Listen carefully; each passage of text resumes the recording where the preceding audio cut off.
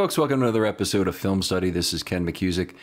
Here tonight to continue our set of positional reviews for the 2020 Ravens. Tonight, the inside linebackers, and we're joined by a very special guest, Gabe Ferguson, all the way from L.A. You know him better from The Situation Room with Jordan Coe. Excellent podcast that comes out the night after Ravens games. And what kind of schedule you guys work in the offseason? So we are kind of in a hiatus right now. I think we wanted to have one going up, probably like once a month until things get a little bit more interesting around the draft and the kickoff of free agency. I think we'll start being a little more active. But I think, it's going to be something probably closer to once a week once we get into the main of the off season around the draft time, and then we might slow down again in the dead period and pick up again once we get closer to the start of the season. All right. Very cool. Always worth a listen over there. It's out on filmstudybaltimore.com, the website. Give that a check out, and I think you'll like these guys. They know a lot about football, and they're very good conversationalists. They do a great job. Very listen-worthy show. We're going to talk about inside linebacker tonight. It's certainly a young position on the Ravens. It's one where I don't look forward to this draft and say they need to draft another inside linebacker because they spent a ton of draft capital on it in 2020 with Queen and Harrison at 1 and 3. Yeah, I think this is probably the one position on the team that might not get any influx of talent in the coming off season. I mean, you might see someone as an undrafted free agent or as a late round pick that they like, but there's probably not a player that's going to see much playing time. Would probably be like a fringe roster spot at best outside of the players currently there. Right, I would agree. I mean, if it was anybody, it might be a special teams linebacker or something. But yeah, we wouldn't really see very much. Let's just start going through the players one at a time. Start wherever you like. I have a guess as to who is the first inside linebacker you want to talk about. Yeah, so I think Patrick Queen is the player that comes to mind immediately, just because there's a lot of talk about him throughout the season, a lot of hype leading into the season, a lot of ups and downs during the season. I think he might be the Ravens player that was talked about more than anybody else aside from Lamar Jackson last year. And I think that, that comes with the territory of being, the inside linebacker that the Ravens draft in the first round and the kind of the expectations that come with it. And then when he stepped on the field and the play wasn't quite where, some of the fans were expecting, I think that led to a lot of conversation. Sure. I mean, there's certainly a lot to say about his rookie season. And one of the things that was always touted about Queen was trajectory. Coming out of LSU, big trajectory during his, I guess what it was his junior season where he left. Right. Just wasn't even the starter at the beginning of the year, worked up to having a really good bowl game. And then the following year, we're talking about a player who splashed a lot early in the season, but frankly didn't play very well against Kansas City, for example, in some of the other games, and improved in some ways throughout the season as it went along. How do you temper the trajectory discussion? How do you approach that? So there's a lot of different ways you can look at this. And I think inside linebacker in general is a tough position to come in and just hit the ground running and really take a big role immediately. Even some of the highest rated inside linebackers come into the NFL and struggle. And I think there is definitely a learning curve to the position, more so than a lot of other positions, just because of the different responsibilities that come with playing inside linebacker. And a few things I like to remember about Patrick Queen. You already mentioned he didn't have very much experience playing the position in college. He didn't even start for a full season at LSU. He's also very young. I think he came into the league before he turned 21. I think he was still 20 when he was drafted.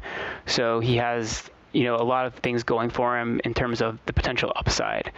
And then just the natural learning curve that comes, as I mentioned, with playing inside linebacker. You have to learn all the different coverages. You have to learn your run assignments. You have to learn blitz assignments. It's honestly a lot to take on as a rookie, especially in a weird COVID offseason that you had as a rookie, so you didn't get the normal kind of rookie install that someone would get coming into the NFL. So I think all those things suggest that, there is a lot of potential for him to grow in the second season. Right. I mean, I certainly agree with the potential, and I like the tools that are there. What I hope that Patrick Queen doesn't do this offseason is go into it with the expectation that his trajectory will improve without a lot of additional work to improve. And he's failed in two major ways as a rookie, and there's other ways in which he succeeded. Let's talk about those first, because I always tell people about the ways he's failed. But he played 81% of the snaps as a rookie. Ray Lewis, by comparison, played only 67% of the snaps in 1996. Yeah, I mean, he took on a huge load as a rookie, and it's something that, I mean, we saw from C.J. Mosley. He kind of took on a huge load as a rookie linebacker.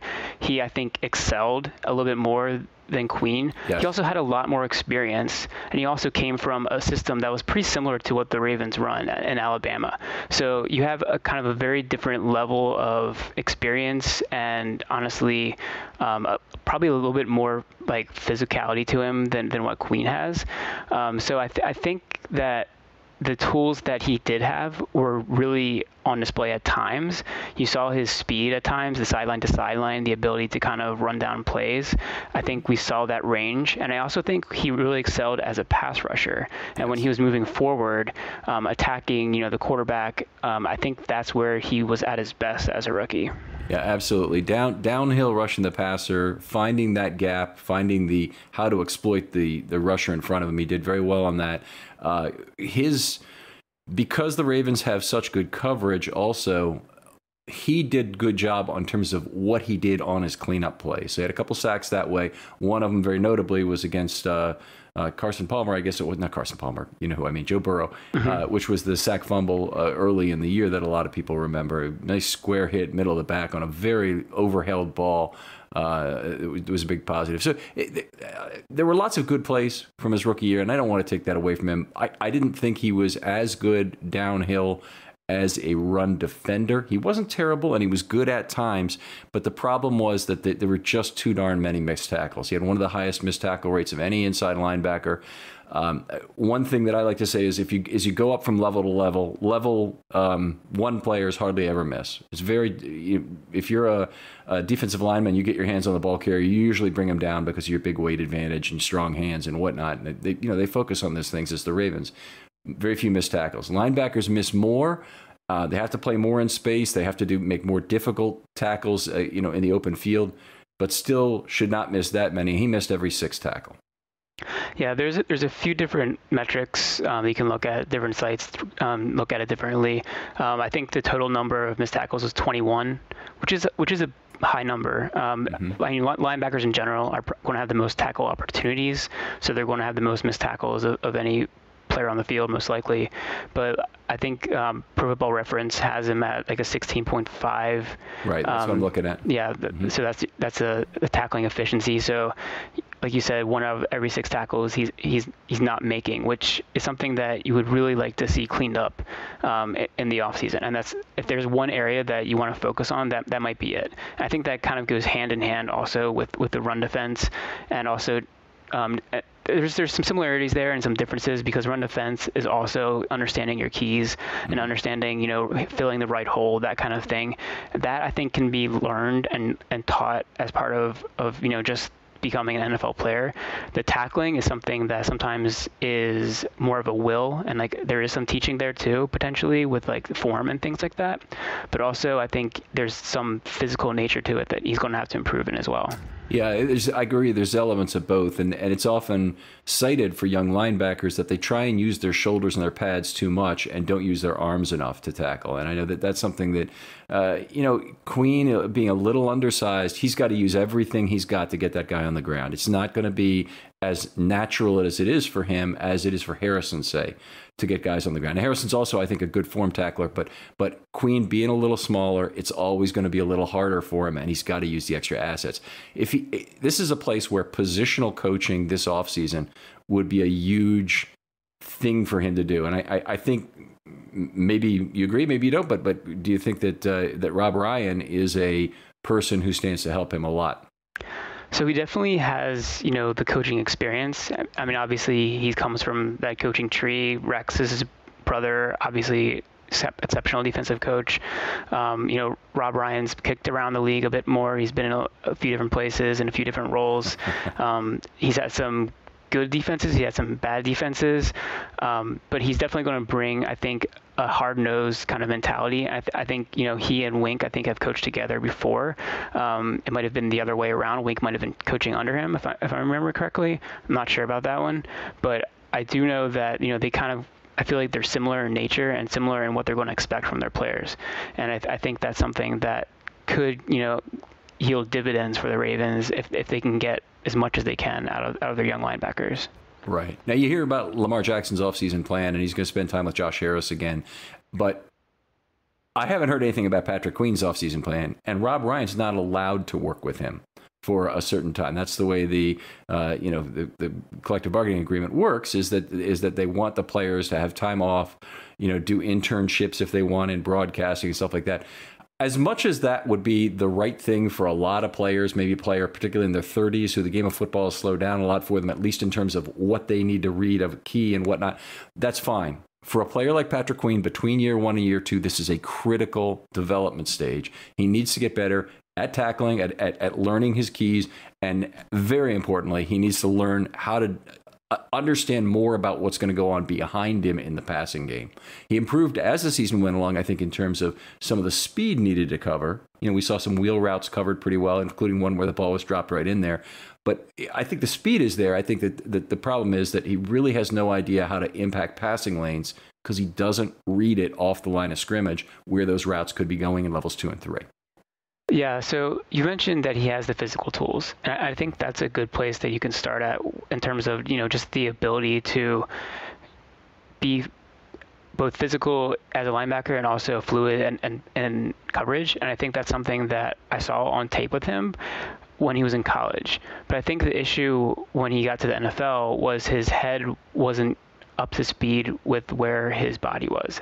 And he didn't understand route concepts. He didn't understand what quarterbacks were doing.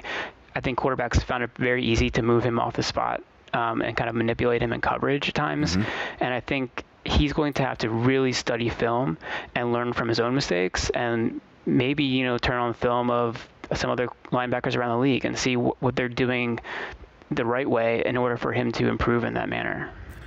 If we look around the league at other linebackers who are drafted in the first round, a lot of them have taken humongous jumps between year 1 and year 2, and Devin White being the best example in 2020 of such a jump.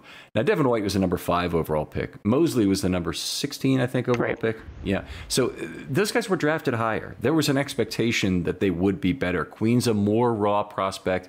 He's obviously missed some preseason games. He's also missed some OTAs from his first year. So I expect him to be a little bit behind those guys at a minimum going into year 2. But he's got to make a big jump. And part of making a big jump is committing to his craft. And I just... I can't say it enough. He needs positional coaching this offseason in the worst way. Yeah, I think that's something that he would definitely benefit from. I'm honestly not sure what that kind of position coach availability is out there. Like, I know it's not, like, quarterbacks is kind of like the position you think about as like the place to get the coaching. I'm not sure if inside linebacker has as many well-known people out there that are coaching up players. They've got to be there from a supply and demand perspective. At least there's got to be. I think so. Do you think the Ravens couldn't pay him? Patrick Queen has to pay him, but do you think Ray Lewis would do it? Do you think he could tell him, what he's looking at when he sees, here's the slot receiver and here's the split tight end on the other side. Here's what they might do behind you, kind of thing. I have to believe there's any number of players that. Okay, I'll give you the baseball example that I would associate with this. Charlie Lau was someone Bill James identified as being somewhat of a charlatan. So he got in good with a lot of the Royals' young hitters, particularly George Brett, before it was really known just how good he would be. And he went into all this theory of hitting and then basically let them do whatever they wanted to do. And when they turned out to be great, yeah, well, I did that, kind of thing. There are so many good linebackers out there who used to play the game who would love to do that. Now, that may make it hard to sort through who's good and who's bad in terms of coaching, but they're there. I mean, there's lots of people who'd love to teach him how to play linebacker. Yeah, you just have to hope that he, has the desire to go out there and find that teaching. And that's one of the things that it's one of those hidden things that you don't really get to see as a fan, I guess. One of the things that's scouted when you go into the meetings with the players and, try and dig into their character and figure out how much they really love the game, how much do they really want to be the best that they can be. And I don't know that about Patrick Queen. I've heard good things about him. I've heard that, he studied hard in college and kind of went from like a part-time player to being a full-time player because he studied film and really tried to get better and better. So you hope that those are characteristics that are intrinsic to him that he's going to apply as an NFL player as well. We just don't know at this point. We've seen one season of him. I think there was some progression in terms of him improving over the course of the season. So I think that is a positive. But the year 1 to year 2 leap, that's still up in the air. And I think, like we've said, there's a lot of raw upside with him, but we won't really know until we start seeing it. Yeah, looking forward to it. So, I don't want to beat on Queen because I want to be thrilled about every Ravens draft pick, and I don't think the Ravens would have gone and taken him where they did when they had plenty of other needs, including a safety that was available there, Xavier McKinney, who I really loved. They had plenty of other needs at the time, and they took him. Usually, I think, man, that's got to be a great pick because they obviously see something that's way more and in their system and whatnot. So I love that pick. J.K. Dobbins at 55 would be even a better example of that because they didn't need a running back, not really, or they maybe they thought they did and they happened to be correct, but they got a guy who was absolutely outstanding. Yeah, and I think they definitely had him targeted. I mean, as somebody that they liked at the end of the first round, if he was still there, and they did have a bit of a need at the linebacker position. And the previous year, there was, 2 guys who basically they waved out the door and said goodbye. We don't want to bring you around. One of them was traded. One of them was not interested in bringing back in free agency. That's Owasso and Bynes. Absolutely. Oh no, I was thinking Owasso and Kenny Young, who they traded, and then Bynes, who they let walk. Yeah. So Owasso and Bynes, and for that matter, Board. They flushed the toilet on the inside linebacker position after week 4, and they picked up Bynes and Ford. And was it surprising at all to you that they did not re-sign Bynes because the price was not high? Yeah, that was one of the big question marks that I had in the offseason because he wasn't going to be expensive, and maybe they didn't see him as kind of a full-time player for them, and I think Bynes might have wanted that. I think he got a little bit more play in Cincinnati than maybe the Ravens were willing to give him, but that's really the only reason I could think for him leaving is them not committing to him as being like a starter for them. Right. He did start all 16 games. I'm just trying to see what percentage of the snaps he played this last year because that's a real interesting thing. 72% of the snaps. It's the highest he's played in several years. So, in fact, he's only been above that once in 2015 at Detroit. So, okay, I buy that as a reason he might have gone. Otherwise, boy, I can't see a good reason to go to Cincinnati instead of Baltimore. Yeah, it's a tough thing to consider, considering the Ravens obviously coming off a great season, 14-2. Bynes was a big part of that. They played really well once he got inserted into the lineup, and he seemed like an obvious player to keep around and be someone who could be that veteran leader in the linebacker room. But I guess they felt better about Fort and his kind of ability to play on coverage downs maybe, and that's kind of the reason that they decided to stick with him and not so much with Bynes. Right. Each of them, though, it was a stark contrast with the guys they had early in the season who, same problem as this group, is they basically didn't know what was going on behind them. But Fort and Bynes came in, and right away they're making plays on the football going over the middle where they're not covering the person. It's just a lane breakdown. And, Bynes had those 2 interceptions, both of them great anticipation plays in terms of moving to where the football is going to be. It was night and day. And boy, the Ravens need to find a guy at least who can do that. Right now, Fort's the best on the team. They don't really play him on coverage downs. It's really boards down to play. And that's it's an interesting choice that I think the Ravens have made. And hopefully they'll find a guy, and hopefully it'll be Patrick Queen, frankly, who jumps up to a higher level. Yeah, absolutely. I think that's what they envisioned when they drafted Queen as a first-round pick, because I don't think you take a linebacker that high unless you really consider him to be a true 3-down linebacker who can really impact the game in all aspects. Yeah, I agree with that, and it carries its own set of risks, but hopefully they're right, and hopefully they can play 3 downs. I don't think there's a question right now. I don't think Chuck Clark is within 2 years of losing the green dot unless he gets hurt. I put it that way. Probably, frankly, for the rest of his contract. I wouldn't see it happening. No, he's just too valuable. He's not going to come off the field, and he's so smart. Like he really deserves to have that role as the captain on the field, and I don't see them taking that away from him. Anyway, Queen, a guy who I guess might be the backup at this point to get the green dot, but I think the actual guy, it would probably go to Elliott if something happened to Clark at this point. And obviously that's a concern for the Ravens for another night is their depth at safety is a question. Let's move on here. Who do you want to talk about next? So I think I'd like to talk about, Queen's rookie mate, Malik Harrison, who I thought had a really solid rookie year. And a lot of the things where Queen kind of struggled was where Harrison really shined. And he didn't play nearly as many snaps. I think he played maybe about 30% of the snaps on the season. Yeah, but 1 sec. Go ahead. Okay, and the thing that was most impressive about him was just his tackling ability. He was on the opposite end of the spectrum of the failed tackles that Patrick Queen had, and we'll talk a little bit about Chris Board, who also struggled in tackling. Malik Harrison, if you look at Pro Football Reference, they have him as 2 missed tackles on the season. Pro Football Focus has him at 1 missed tackle, and he's actually their most efficient tackler in the entire NFL and all qualified linebackers.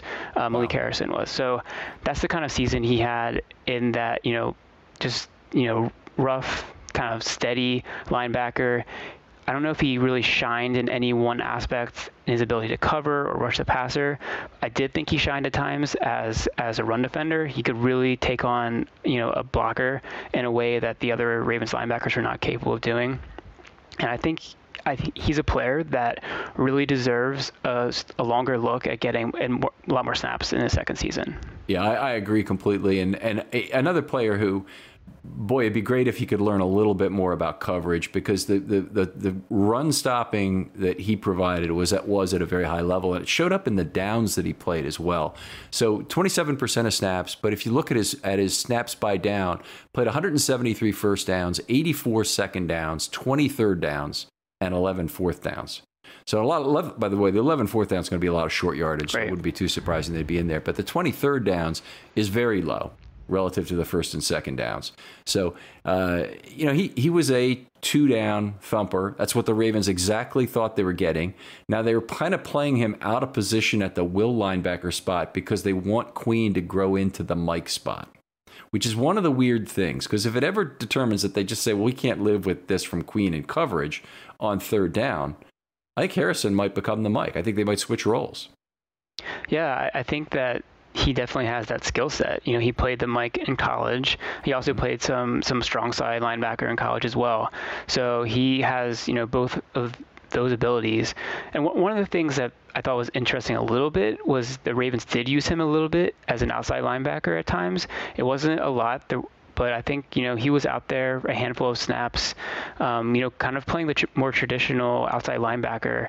And it wasn't as really a pass rusher role, but kind of as a player, like you said, on early downs to seal the edge. And he did pretty well in that job, because I think, he has good size for the position. He's like 6'3", I think around 255. And he moves pretty well. He's someone I think that they can trust, at least dropping in coverage into like kind of the short, shallow zones. He's not going to be someone you want to, be, covering a tight end or a running back in space. But I think he's not really awful in that job. So I think that he does have some, flexibility to him. And like I said, he's someone I think could definitely, earn some more snaps in this year. Right. At his size, I probably do like him a little more in the downhill game as a pass cover guy, meaning he's out trying to shadow some running back in the flat. As the ball's in the air, he sees the big bullseye on the center between the numbers of that potential receiver. I like that a lot better. Even when he has to get through traffic, I think at his size he's going to do a better job with that, particularly if it's tight end and wide receiver traffic. Where things can happen. You can get disrupted and not get to the ball carrier. So I like Harrison. I like him a lot more as a run defender, but I do think, like you, I guess that he's kind of more of a natural Mike, and maybe that's where he ends up for the Ravens, or maybe he ends up with more of a pseudo edge setting role that allows you to do some funky things at the line of scrimmage, even on early downs. Yeah, I think it's going to be interesting to see how the Ravens manage these two second-year linebackers. And like you said, maybe Patrick Queen starts playing a little bit more will, which I think he is more naturally fit at, and then Harrison plays a little bit more Mike. At some point, the draft capital kind of goes away, and you have to look at their play, and you have to see where they fit better. And maybe bring in someone like Rob Ryan can have an influence there, and he can say, why are you playing these two out of position? Switch them up. And that doesn't mean you have to take Queen off the field necessarily on coverage downs, but allow Harrison to play his best role and allow Queen to play their best role, and then you have a really strong duo for hopefully for several years to come. And wouldn't you say, even theoretically, you only have 4 years where you've invested in that draft capital? Actually, I guess it might be 5 with Queen because you got the extra year you can buy and whatnot. But it's a declining option. And, in some theoretical way, if you're going to maximize the value of that option, you think it's something different from their original positions, sooner is better rather than later. So, they've had a year to watch them. It seems to me everything we talk about in terms of Queen's game, one of the best things we talk about is pursuit, whether it's late in a pass rush or, going down the line of scrimmage, playing sideline to sideline. Words like that are pursuit words that pursuit phrases we're using there. That's a will linebacker. That's one gap behind the play. That's what they do. So it makes all kinds of sense for him to be in there, except it would restrict his snaps significantly from where he is right now. Yeah, and I'm not sure what the coaches are thinking about that, if they're willing to take him off the field more than what he showed as a rookie. But I'm thinking maybe he has a shorter rope as a second-year player. And if he still kind of fails to make some of the plays where he was failing as a rookie, then you see him, being pulled out. And, I think we even saw that in the Tennessee game. I think he made a couple of mistakes in the playoffs, and he got yanked for a series. Fort played more than, not than him, but more than he had previously in the previous games against Tennessee. So and Harrison was in there a lot, too.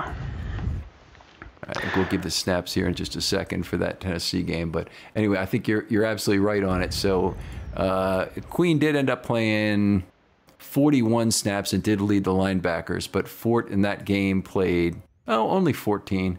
Maybe I have the wrong game here. Harrison played 27, which, by the way, makes a ton of sense given the run offense you're talking about. Yeah, and I think, that might have been part of the reason why they had Harrison in there so much, because at least in that game they recognized, he has the skill set to be stout against the run. Tennessee's going to run the ball. That's what their foundation of an offense is. So having Harrison out there makes perfect sense in that game.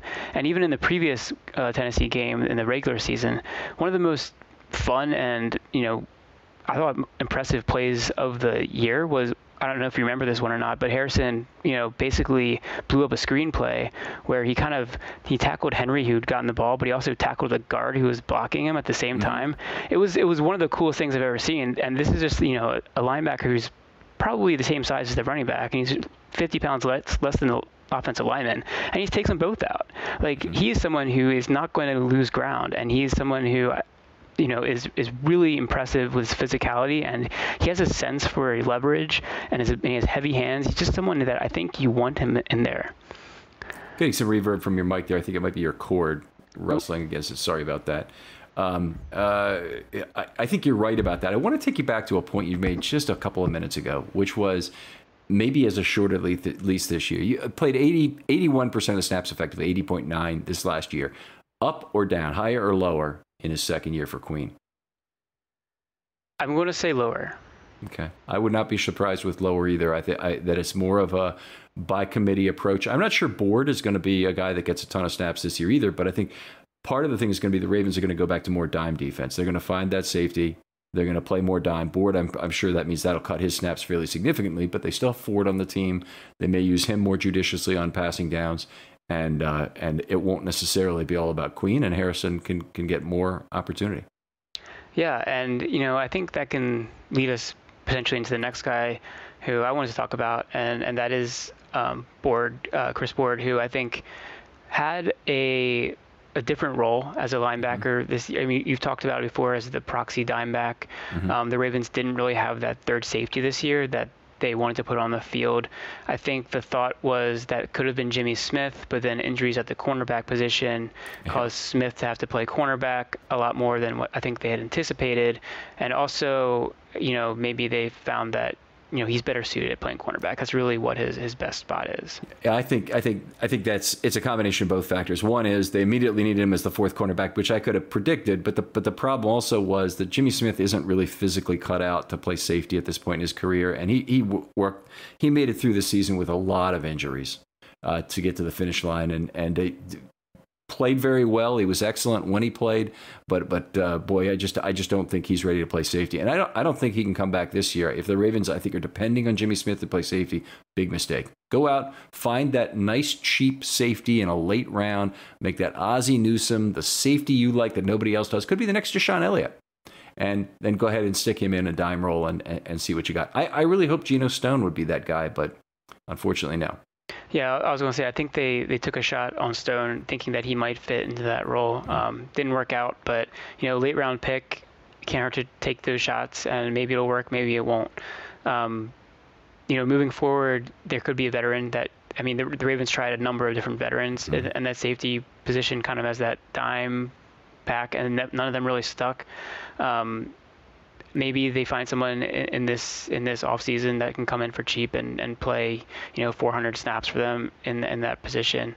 I don't think it's Anthony Levine at this point. I think he's past his prime in terms of someone who can take a good number of snaps. So it's going to depend to see what the roster looks like. They definitely need some depth at safety regardless, and whether it's someone you can count on to be a regular part of the rotation, that's yet to be determined. But that will also determine, I think, what Board's role is on the team next year.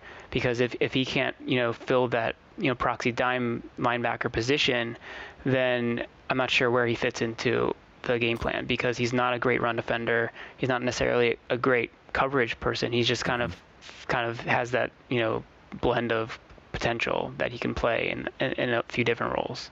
Right, and I've been over this on some of the other shows here, but he's a classic Ravens special teams player that they'd sign for 2 years and then move on. But he's not a guy you can tender right now with an RFA. I think they either have to sign him for 2 years under a Levine McClellan type deal where he's going to play special teams and they hope for a defensive role for him, or you maybe have to let him walk. And so I think that if I were handicapping this, I'd say the highest probability of all is that the Ravens will sign him for 2 years right now, and the lowest probability is the Ravens sign him for 1 year. I think he has a better chance to play somewhere else for 1 year, or for play somewhere else. Period. Let's say, because it could be on a multi-year deal after we decide whether or not he's tender. Yeah, you think maybe like a 2 year, $3 million kind of contract? That would be the range. Yeah. I mean, I don't think the bonus needs to be even that big. I think he's a guy who can make $250,000 more than the vet minimum over 2 years, and that's the kind of deal that Levine and McClellan got. And I think it's appropriate for Board. It recognizes his value as a special teams player. It gives him two years guaranteed. I think it'll hopefully give him some of the financial security he wants for a lifetime. Not all of it, but he's at this point in his NFL career. Chris Board is at a crossroads, and he probably is never going to be a regular from what we've seen through 3 seasons. I don't think he's ever going to be a starting NFL linebacker. Fair? Yeah, no, I was just going to say, it's hard to see any team, either the Ravens or any other team out there, who sees him and says, yeah, that's somebody that we're going to plug in to be, either a starter or like a major player for us. Maybe there's someone running a 4-3 defense looking for a will linebacker. That's kind of probably his best fit on a non-Ravens team. But I'm not sure even there if he's shown enough to be someone you can really count on to be a consistent performer. And probably special teams is his bread and butter, I think. Right. So a guy who's already performed at a Pro Bowl level on special teams then becomes somewhat of an NFL nomad, because he's not an automatic re-signing for the Ravens. The Ravens can't continually sign people for 2 years unless they also make a contribution on either offense or defense. And even like Chris Moore, they had trouble activating him this year, even though he was healthy for some of that, because he just didn't contribute anything to the offense. He was only a special teams guy. And we made this point a couple of times on the shows, but the importance of kick coverage has come way down in the NFL over the last few years. It's just not that important anymore. And the kickoffs in the end zone, the kicking team has all sorts of choice about whether or not they pooch or not from the 40-yard line, and they just say, well, we don't like our coverage that much, or we don't like our chances to pooch, or we don't like who your return guy is. We're just going to kick it in the end zone and give you the ball at the 25.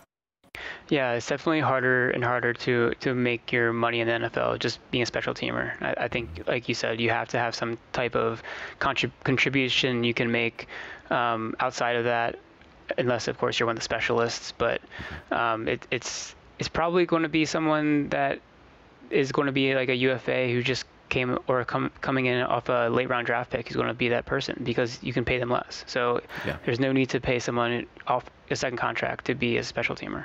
Yeah, and that said, because Chris Board's the cream of NFL special teams players, it's very easy to see him playing 6 more years in the NFL at effectively the vet minimum plus the veteran benefit kind of level as well. But he could, I mean, it's not bad to play 6 more years in the NFL and make $6 million. There'd be nothing wrong with that if most of us were in that position. It's not an easy life, but it's not like the other option is on the table for him to be a starter. Yeah. And if the Ravens did keep him, I think he does have like some role in the defense. I think he can play if need be. I think he showed a few things as a pass rusher. He was decent in that. He wasn't highly productive, but I think he got in for a couple sacks. He has some decent ability to shoot through the gap. In coverage, I don't think he played very well. There were a couple of times where I saw him, looking good in his ability to cover someone in man, but a lot of times he was also looking lost. He kind of had that Patrick Queen, not quite sure what he was doing out there moments. Yeah. And then I would just say on the tackling, I mentioned it earlier, but he and Malik Harrison were literal opposites end of the spectrum. I think he had he was even worse than Patrick Queen in terms of the tackling efficiency. I think it was like a 1 in 5. Every tackle opportunity, it was a missed tackle for him, which is you're right. Which is bottom of the barrel. 22.5%. So that's basically 2 out of 9 tackles he would miss. That's quite bad. I had another problem with his play is that I don't think he has the same kind of downhill recognition when his coverage is downhill. I mean, he has to cover the running back or somebody on a flat route or whatever that might be. It plays all in front of him, and he doesn't seem to get there quickly enough. So it's not. I don't hate the guy. I think he could take another step forward, and he's missed a fair amount of time due to injuries in his first 2 years. So in a lot of ways, he was repeating his rookie season in year 3.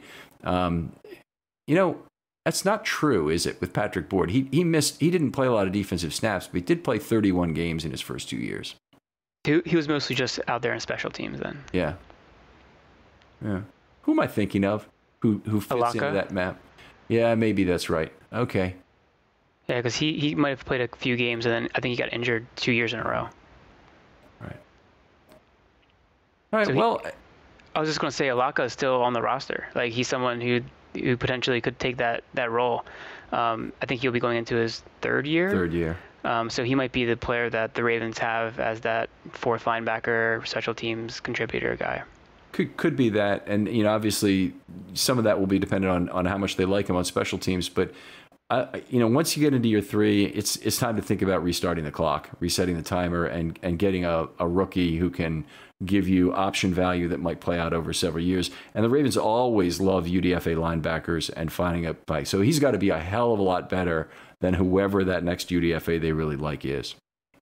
Yeah, I mean, that kind of leads right into another player that played a little bit for the Ravens, mostly special teams, and that's Christian Welch, right? Who they picked up mid-season, I think in week 5 or week 6, and he basically came in and was one of their special team aces, like right from the jump.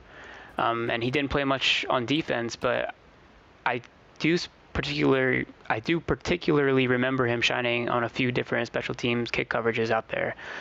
So he definitely had a role in that place, and he might be someone who they think could develop as a defender too. So he might be that that 4th linebacker who they keep around. Yeah, good special teams year. Kick coverage was there, and what was remarkable about him, and this is a kind of indicator I look for, is he kept not only his spot on the roster, but also his game day activation week after week after week, when the Ravens had other players they took chances with, sending him back to the practice squad. I'll give you two right off the bat, Geno Stone and Will Holden, and they lost them both. But Christian Welch, they kept on the roster that whole time when he could have been a cut. He could have been a guy they sent back to the practice squad and did. But he came up, and by the way, he did have a couple of practice squad elevations before he was added. So I'm not sure the Stone situation is an exact mapping. But he did come up for the final time he was activated the roster after the Pittsburgh game, the first one at home. So interesting. You certainly played well enough on special teams to stay around, but I just don't know if that role is important enough. But if you're talking about where you are with these two players, you got Welch 2 years behind board. Who gets the better chance to make the team this next year? Yeah, I think it's a legitimate question, and it might be just whoever looks better in the offseason, and maybe you don't even give Board the chance if you don't bring him back on a 1 year or 2 year deal like we talked about, and then it's between Alaka and Welch and some other rookie undrafted free agent, and you kind of just say, go out there and make the team, show us what you can do. And Welch has good size. I think 6'3", 240. He has a size to play linebacker. I don't know if he has a skill set. We haven't seen enough of him on the field to know that for sure. But, if he can play good at special teams, then maybe he can develop into that position. Yep, he still has time on that rookie deal, and that's the biggest asset on his side, I think I'd say. We didn't talk too much about LJ Fort, just a little bit in passing. Anything to say about him? Yeah, well, I was going to say, last but not least, I think he had a really good season for the Ravens. I think he was their most reliable linebacker. He's the veteran of the group, so some of that reliability might come from the fact that he's been around a little bit. I think he was definitely the Ravens' best coverage linebacker. He had a few hiccups here and there, but definitely the most consistent they had, especially when he was dropping into zone. He has really good instincts, ability to kind of react to the play in front of him and drive on the ball. He showed some ability to chase down the quarterback at times. I remember we talked about him specifically in the Buffalo playoff loss, where he was maybe the Ravens' best defender on the field in that game. Oh, yeah. I think the Ravens have him for one more year. Maybe he's another guy who sees more snaps on defense than what he saw this past year. We talked about Harrison seeing potentially more snaps. I think Ford could see more snaps. I think he earned them after what he was doing when he was on the field. So I really like what we saw from him. He's not someone who's probably going to be a long-term player for the Ravens, but I think he could offer a lot next year. Yeah, I agree. And he much more meets the Levine, McClellan standard of what it takes to be a core special teamer for the Ravens. He's a great special teams player who plays an important role on defense. So he's the guy I think you try and extend at this point. He actually got an extension that's a little better than that, and is actually sitting out there with a fair amount of cap dollars assigned. It seems to me this would be another time, even though he'll be 31 this season, where you look at actually he's already 31, so he turned 31 on January 3rd. But he'd be a guy that you sign to a 2 or maybe 3 year deal right now to spread some of that money out, give themselves a little bit of cap relief in 2020, and maybe keep him around, because he doesn't have that much total NFL tread wear, despite the fact he's been kicking around the league for 9 years now. Yeah, that's something I was just going to bring up, the fact that even though he has been around for a long time, he's kind of bounced from team to team. He was mostly a special teams player earlier in his career. I think he played about a full season's worth of snaps going into this season, so the total wear and tear is probably pretty minimal. He still looks fairly explosive on the field, I would say. He has that ability to close. He looks good in coverage. I think he's someone that is definitely worthwhile. That extension that you're talking about, I would definitely like to see that happen if it's in the cards for any of the kind of Ravens older veteran type players. He's definitely one that could be a good option for that. So if I take the sum of snap counts, and this might not be perfect because in 2019 he split duty with two teams, but if I take the sum of his snap counts percentages, it only adds up to 1.11. So that means effectively he's played 1.11 NFL seasons in a 9-year career. Yeah, I mean, that's not very much at all. I mean, you can toss in the special teams. I'm not sure if that's part of the snap count or not. No, these are defensive. But, maybe that adds up to being like, 2 to 3 seasons of total wear and tear. And that's, I don't know if he's had any major injuries that I can recall. He might have earlier in his career. He hasn't since he's been on the Ravens. So I think that's, a lot of, potential good things when you're looking at someone who's older. He might not have that old body that someone like a Josh Bynes had, for instance. Yeah, I think obviously he really knows his assignments on the field. In some ways, it would be really nice to have LJ Ford in that inside linebacker room just to, be a big brother to some of those very, very young players otherwise. Yeah, I think that veteran leadership matters. I think we've seen that time and time again on the Ravens, across the NFL, like having someone who's been there, who's seen that, who can be on the field, as a coach at times as well, telling Patrick Queen where he should be lining up and what he should be looking for. I think that has value to it. Now, this year, this proxy dime's been bothering the hell out of me. And, part of it's the fact that Board wasn't playing that well. The other part of it is that I think always your third safety should be a better cover guy than your second best inside linebacker in terms of coverage. And especially in terms of understanding what's going on behind him, because that's the safety's job, is basically to understand where the pass is going, be able to read the quarterback to do that.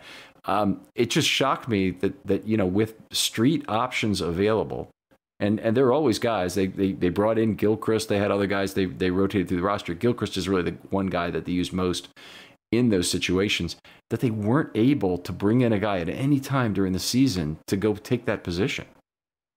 Yeah, I think it's definitely a surprise to me, considering just how much they used the safety in that role the previous season. And thinking back to 2019, it wasn't even a safety who was playing that role. It was a cornerback who they converted to play safety, who was in Brandon Carr, who did an admirable job in that role. And I know we talked about Jimmy Smith, thinking that they envisioned a similar role for him potentially in 2020, but still, you have a position in your defense that you've used very well, I think, in Wink Martindale's defense. And to kind of abandon that and really just give it to a linebacker who wasn't that suited to play that role was kind of surprising. It was very strange. And you make a great point there. This is a really key point. Brandon Carr did it, but Brandon Carr doesn't have to play the true dime position in that, because it was really mostly Clark moving up to play that second inside linebacker spot, which is the dime back role, and Carr playing a lot on the back end. They used Jimmy Smith on the back end early in the year. They used Gilchrist early in the year. They obviously figured that didn't work out. There was a long pass down the left sideline. He may not have made the right move on, but I'm bothered that they gave up on what I consider to be the Raven way, and went from a year where they had 42.1% dime snaps and their defense was very dominant to a year where they had something like 16% for the whole season.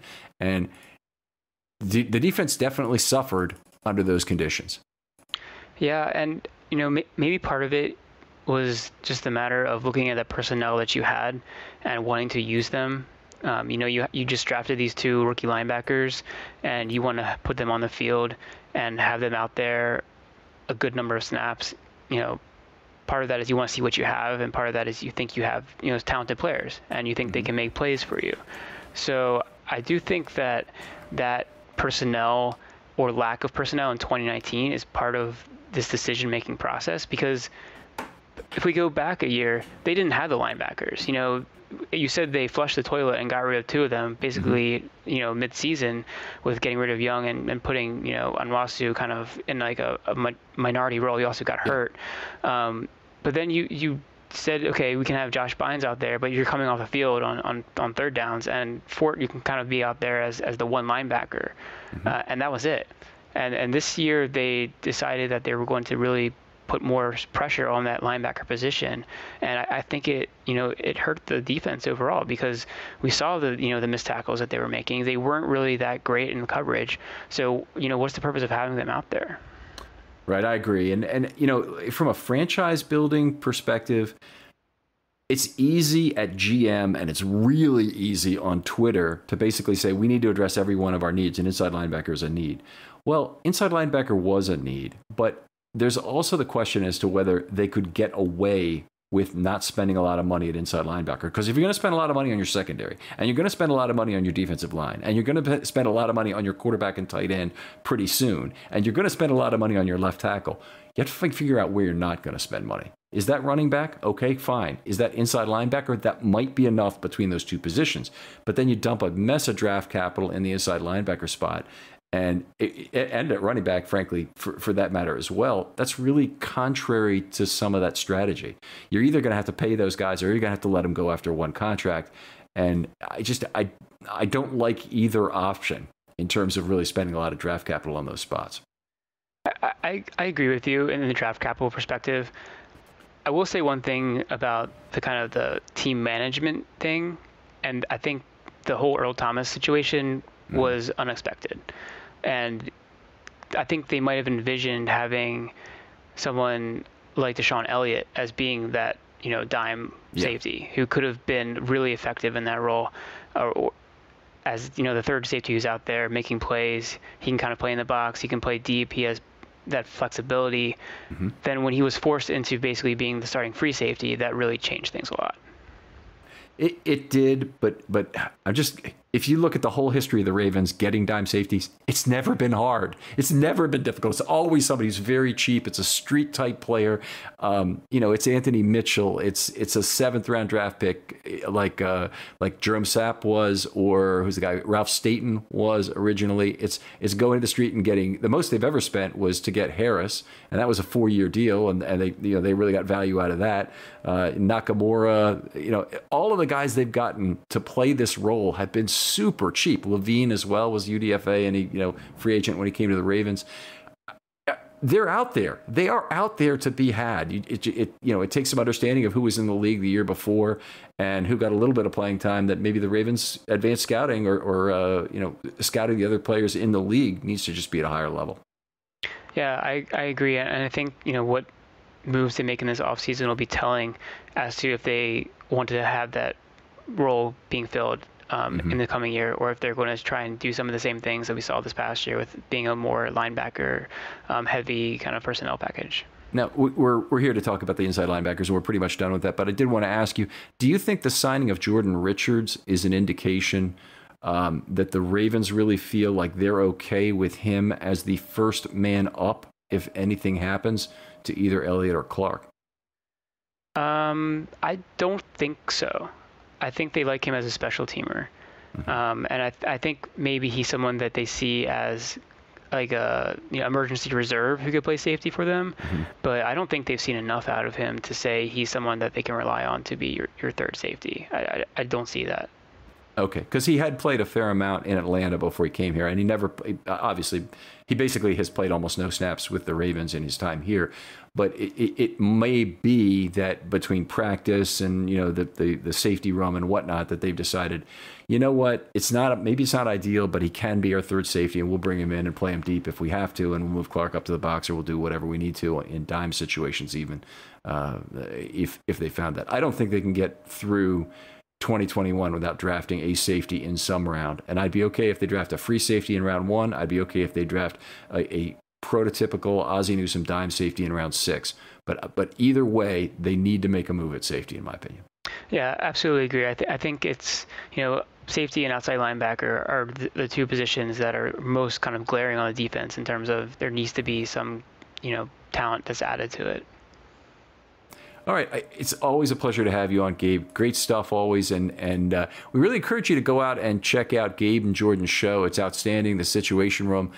Give that a listen to you. Anything else? Your Twitter handle want to talk about? Yeah. You can follow me at Gabe Fergie on Twitter. I've kind of not been on Twitter so much after, the end of the NFL season. It's kind of a dead time for me.